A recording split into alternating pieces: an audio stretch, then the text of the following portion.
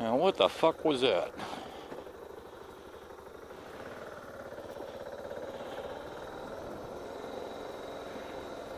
And a fucking backfire. See, it's just that kind of weird shit that this bike does. Yeah, how am I going to get it to do that shit for the dealer?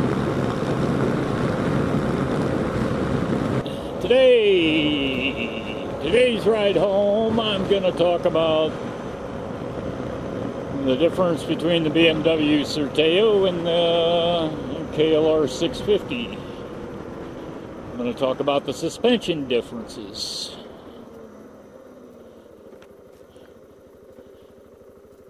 The KLR has a softer suspension, but you can ratchet it up on the rear for a firmer ride. You can't do anything with the front forks. Basically the same thing with the Sertao. You can't you can adjust the rear shock, but you can't adjust the fronts. Now the ground clearance is higher with the Sertao, so I'm really happy with that. I think it beats the KLR by I'm thinking 2 inches.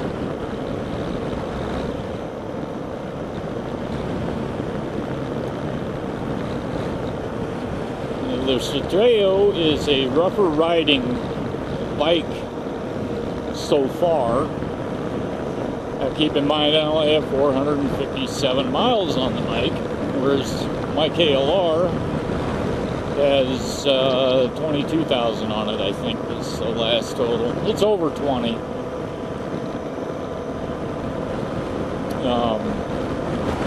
In braking, the KLR's nose dives a lot. That might be because, you know, it's got 20,000 miles on it.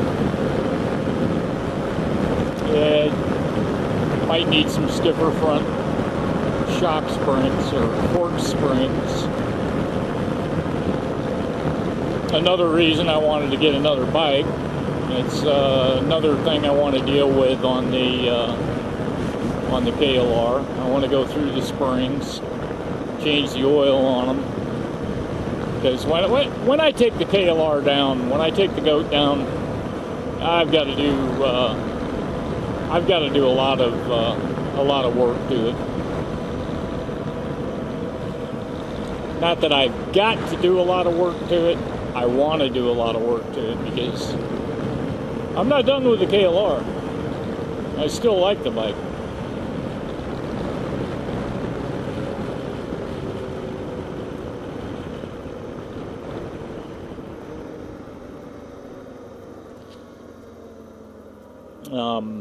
Yeah, I've got to do some electrical.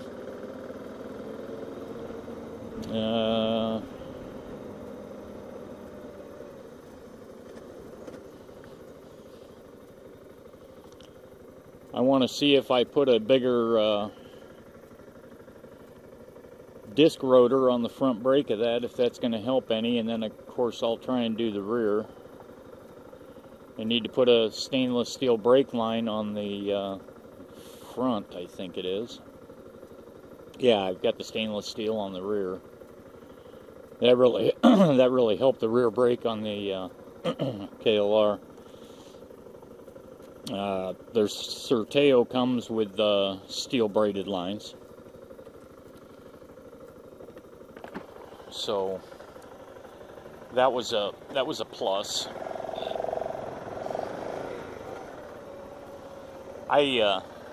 I examined a lot of that when I went out for the test drive. I sat and looked the Sertao over pretty damn well, and I saw a lot of $100 items that came with the Sertao that didn't come with the KLR. So, you know, money-wise, I didn't feel bad about spending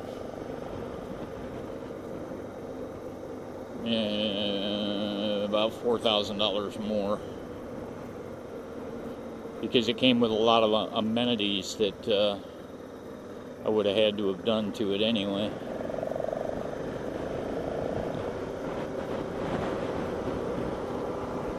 And I would honestly say the fuel injection and the ABS system is worth probably $4,000 right there, $2,000 a piece.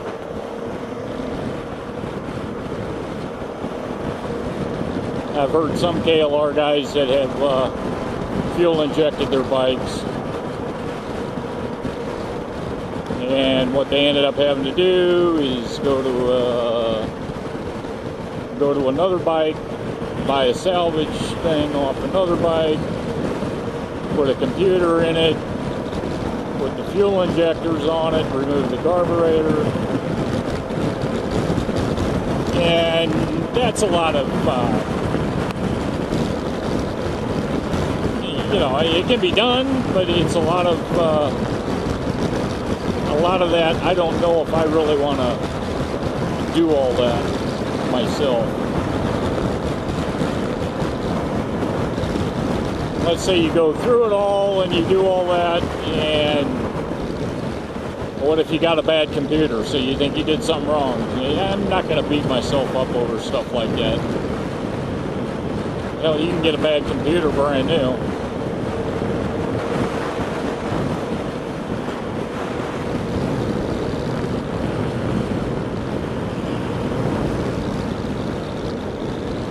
So 10 inches or 2 inches more ground clearance on the Sertao. It's a stiffer ride.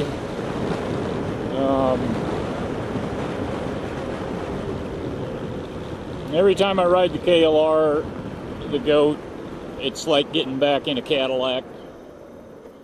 And being on the Sertao is kind of like being in a lowered sports car.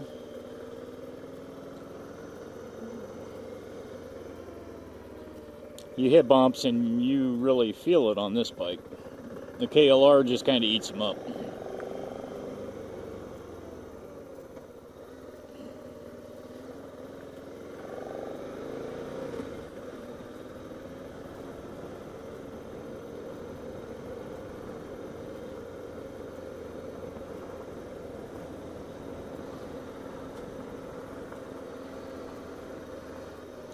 But in all honesty, after riding the both of them off and on, switching back and forth, I don't shoot a lot of, I haven't shot any KLR videos where I've been on the GOAT, because it's mostly running up and down the alley, because I want to, like here, hitting these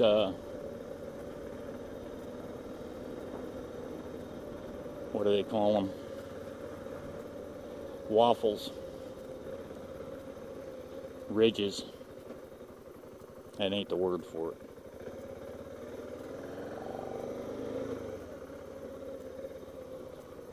Washboard, that's it. I ride this, and I'll go do the washboards that are in the alley, 2 blocks up. And then I'll go home and park the Sertao and get off of her and get on the GOAT and go run the same washboard. And I take note of the difference. And like I say, the KLR just eats it up. You don't feel it like you feel it on here. I'll tell you something else that could be part of it. The BMW comes stock with a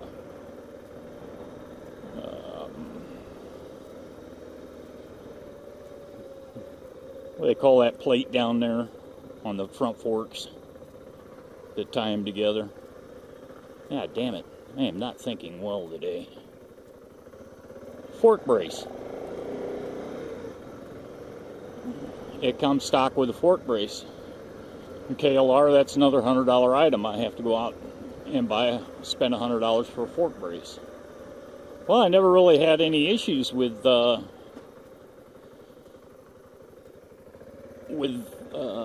goat getting a shimmy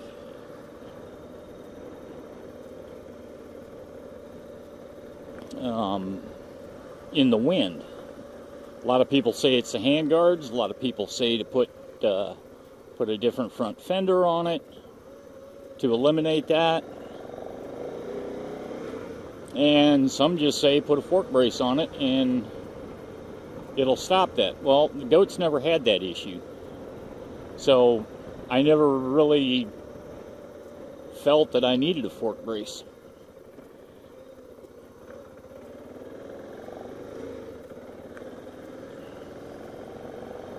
And the Sertao comes with it.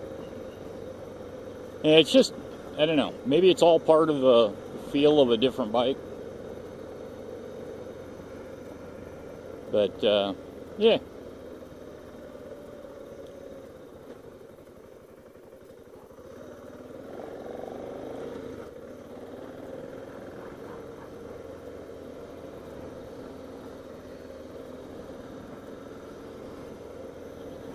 The Sertao definitely feels a lot lighter. Now, is that because I don't have the boxes on it? No, it isn't actually. Because I'm carrying nothing less tool-wise and stuff on the Sertao than I carry in the wintertime on the KLR.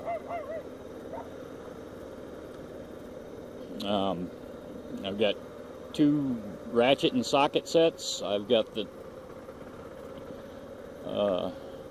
tube tools. I've got an extra quart of oil. I've got 2 extra tubes in here.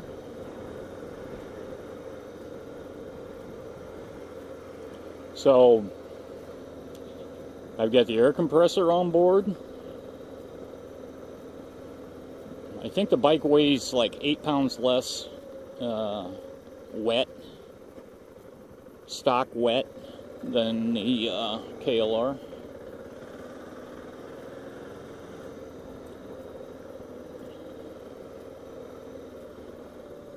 Now, where they get the 8 pounds, I don't know. Well, yeah, actually I do know. The, quote, gas tank that's between my legs, that's all plastic. On the KLR, it's steel.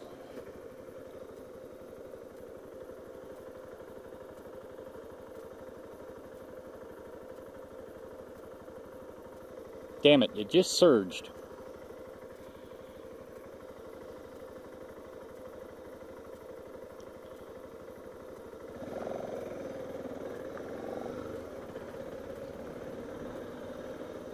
I'm hoping to get that on microphone. Hank Two Wheels gave me a response about that surging.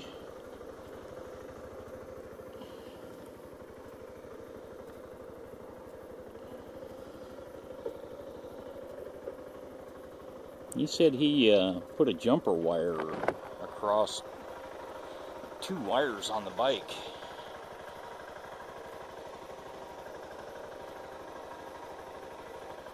So,